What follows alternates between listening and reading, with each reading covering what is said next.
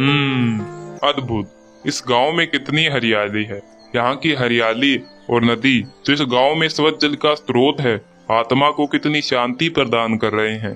जरूर गांव के लोग समृद्ध और सुखी जीवन जी रहे हैं। मैंने यहाँ ठहरने का उचित ही निर्णय लिया है। यहाँ पर एक साधु को अच्छी भिक्षा मिल जाएगी और ठहरने के लिए उचित निवास स्थान भी।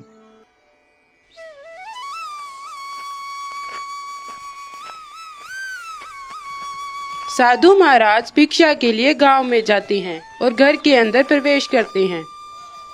भिक्षाम देही, कोई घर पर है जो इस बूढ़े साधु को खाने के लिए एक रोटी दे सके? इतने में एक व्यक्ति घर से बाहर निकलता है। पुत्र, ये साधु बहुत भूखा है, कृपया करके मुझे कुछ खाने को दो। क्या महाराज, क्या सुबह सुबह मेरा ही घर दिखा था आपको भिक्षा के लिए? हमारे पास कुछ नहीं है, आप आगे जाइए। व्यक्ति साधु को भिक्षा देने से मना कर देता है और महाराज निराश होकर दूसरे घर में चल पड़ते हैं।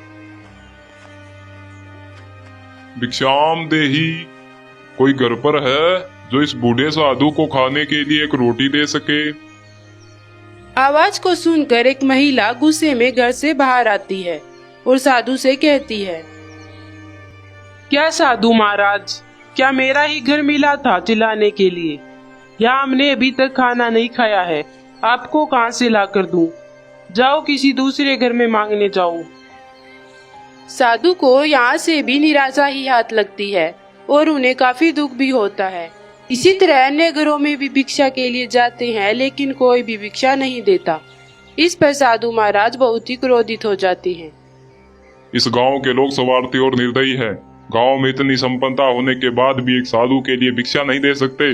मैं इस गांव को श्राप देता हूँ कि यहाँ की नदी सूख जाएगी, खेत बंजर हो जाएगा और पूरा गांव सूखा बंजर बन जाएगा।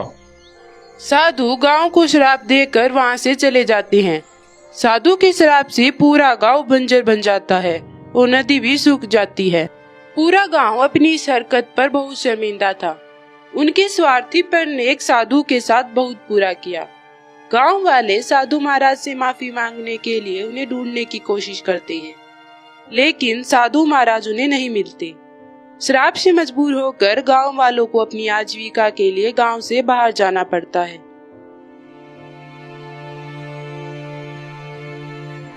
रामू गांव से दूर दूसरे गांव के एक जंगल में लकड़ी काटने के लिए जाता है।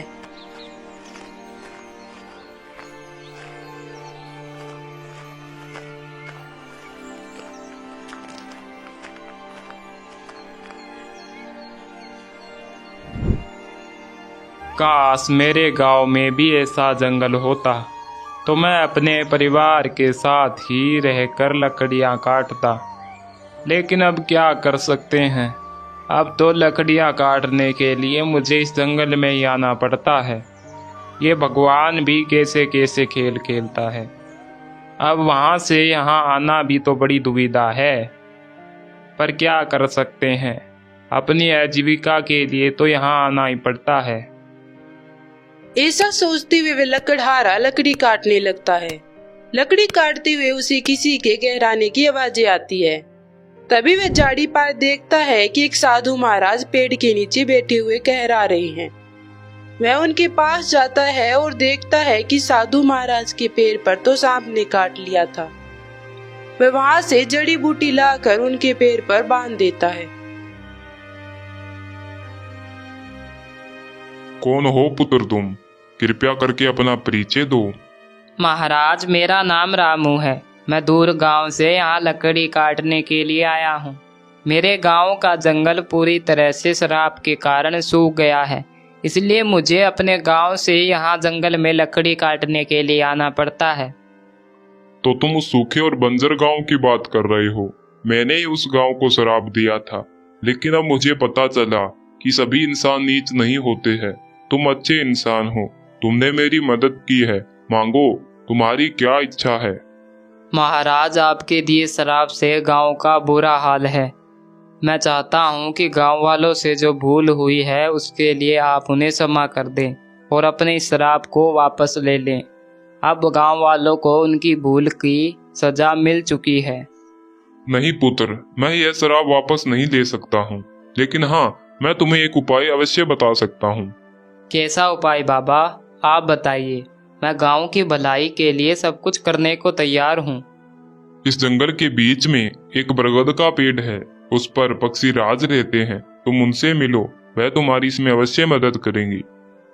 ऐसा सुनकर लकड़हारा पक्षीराज की तलाश करते हुए जंगल के बीच एक पुराने बरगद के पेड़ पर पहुंच जाता है।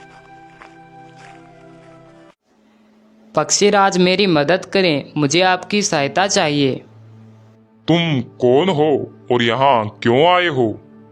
लकड़हारा सारी कहानी बताता है, जिसे सुनकर पक्षीराज कहते हैं, देखो पुत्र, तुम्हारे गांव को जो श्राप मिला है वो बहुत ही महान साधु द्वारा दिया गया है। इसको तुरंत समाप्त नहीं किया जा सकता, लेकिन हाँ, समय के साथ साथ इसको समाप्त किया जा सकता है। इसके लिए मैं तुम्हें कुछ उपाय बताता हूँ और इससे तुम्हारे गांव की समस्या दूर हो जाएगी। क्या उपाय किया जा सकता है पक्षीराज? मैं तुम्हें चावल के बीज दूंगा, तुम उन्हें उस सूखी बंजर भूमि पर गिरा देना। इससे वहां पर बहुत अच्छी चावल की फसल होगी और गांव में खाने की समस्या दूर हो जाएगी। पक्षीराज, इससे खाने की समस्या तो दूर हो जाएगी, लेकिन पानी की समस्या कैसे दूर होगी? इसके लिए भी कोई उपाय बताइए। तुम इस जंगल के तालाब से कुछ पानी किसी पात्र में डालकर अपने गांव ले जाना और गांव की सबसे नीचे की भूमि पर गिरा देना। वहां पर एक झील बन जाएगी और समय के साथ वह झील छोटी होती जाएगी और तुम्हारा गांव श्राप मुक्त होता जाएगा। एक समय ऐसा आएगा जब यह झील पूरी तरह से समाप्त हो जाएगी और इसी के साथ तुम्हारे गांव का श्राप भी खत्म हो जाएगा। आपका बहुत बहुत धन्यवाद पक्षीराज। तुम्हारा कल्याण हो पुत्र। लकड़हारा पक्षीराज के बताए अनुसार ही करता है, जिसे गांव में चावल की फसलें लहराने लगती है और एक पानी की बड़ी झील भी बन जाती है। अब समय के साथ साथ गांव का श्राप खत्म हो जाता है, जिसे गांव के लोग दान और दक्षिणा का एक पाठ सीखते हैं।